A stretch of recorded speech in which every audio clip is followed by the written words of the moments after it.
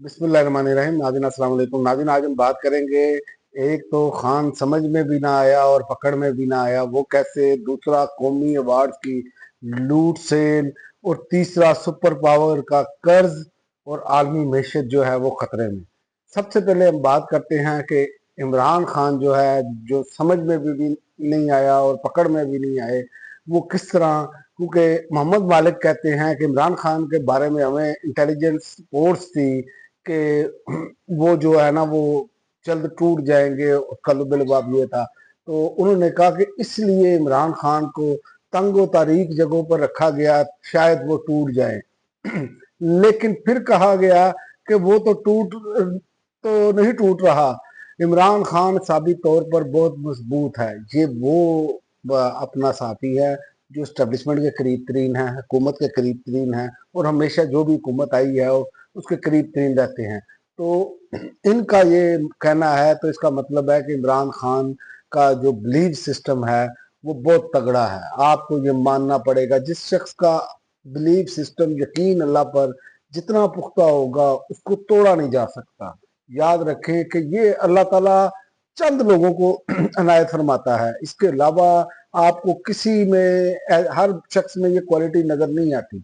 उसकी वजह है कि ये जब आप अल्लाह ताला पर यकीन और तवक्कल इस लेवल पर ले जाते हैं कि मेरे रब की मर्जी के बगैर कुछ नहीं हो सकता। और इमरान खान ने अमूमन जलसों में ये बातें की हैं कि इज्जत और जिल्लत अल्लाह की जात देती है, यानी वो इस पर हर मुसलमान इस बात को तस्लीम करता है। लेकिन यकीन किस लेवल का होना चाहिए, ये यकीन उस लेवल का है जो उन्हें टूटने नहीं दे रहा, और ना वो टूट रहे हैं, ना ये तोड़ सकेंगे। क्योंकि इमरान खान ने खुद कहा कि मैं गुलामी की जिंदगी से बेहतर है कि मैं मर जाऊं।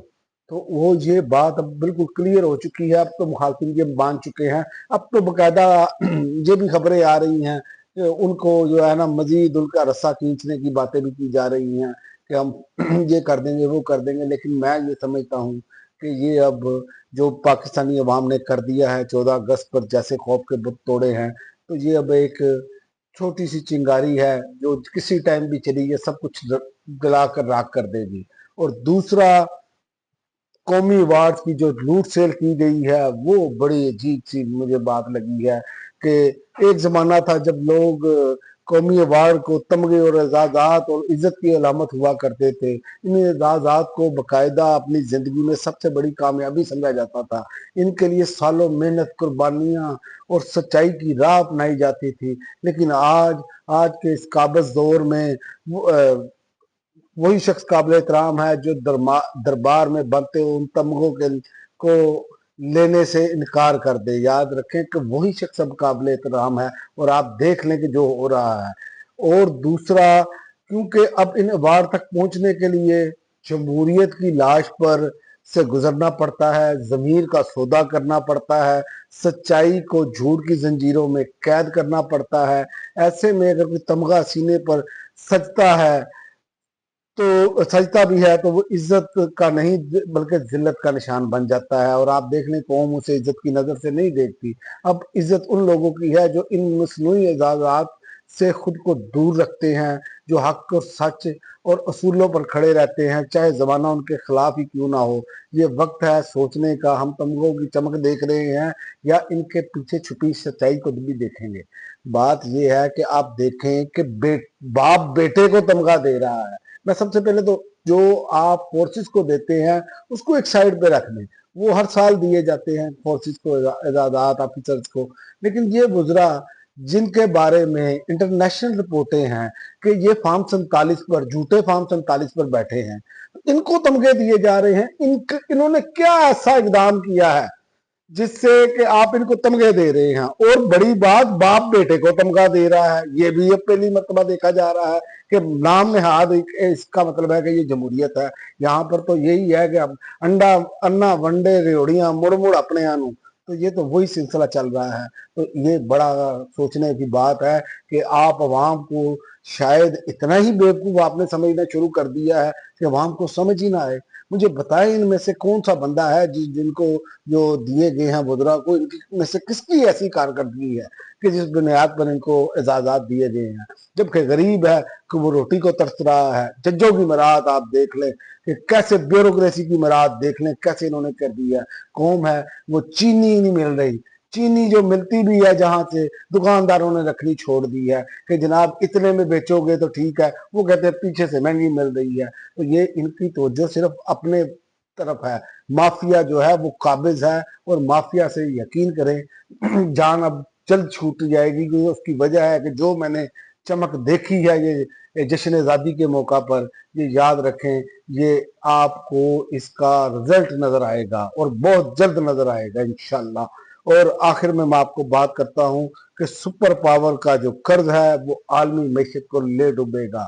آج کی جو خبر ہے میں آپ کو بتاؤں کہ دنیا کی سب سے بڑی معیشت امریکہ ہے، اور یہ خبر صرف امریکہ تک محدود نہیں ہے کہ امریکہ جو ہے وہ، بلکہ پوری دنیا کی مالی حالت پر یہ اثر ڈال سکتی ہے۔ امریکی حکومت کا قرض اپنی تاریخ میں پہلی بار 370 کھرب ڈالر تجاوز کر چکا ہے، اور امریکی محکمہ خزانہ کے مطابق نومبر میں یہ قرض 360 کھرب ڈالر کی حد عبور کر چکا ہے، یعنی تقریباً ایک سال میں 10 کھرب ڈالر کا اضافہ۔ اس کا مطلب ہے کہ امریکہ کو قرض کی ادائیگی کے لیے مزید سود ادا کرنا پڑے گا۔ عالمی منڈیوں میں ڈالر پر اعتماد متاثر ہو سکتا ہے۔ اگر امریکہ قرض پر سود ادا نہ کر پایا تو ڈیفالٹ کا خطرہ بھی سر اٹھا سکتا ہے، اور جو کہ عالمی معاشی بحران کا پیش خیمہ بن سکتا ہے۔ ڈالر کی قدر میں اتار چڑھاؤ، عالمی سٹاک مارکیٹس میں بے چینی، ترقی پذیر ممالک کے لیے مہنگی فنانسنگ، یہ معاملہ صرف ایک عددی اضافہ نہیں بلکہ عالمی اقتصادی نظام کے لیے ایک وارننگ ہے، یاد رکھیں۔ اور یہی اسی چیز کو لے کر آپ چلے کہ امریکہ جو ہے، امریکہ ہمیشہ جو ہے وہ اپنے جنگیں چھیڑتا ہے، اور جنگوں میں یہ پیسہ جھونکتا رہا ہے اپنی حکمرانی قائم رکھنے کے لیے۔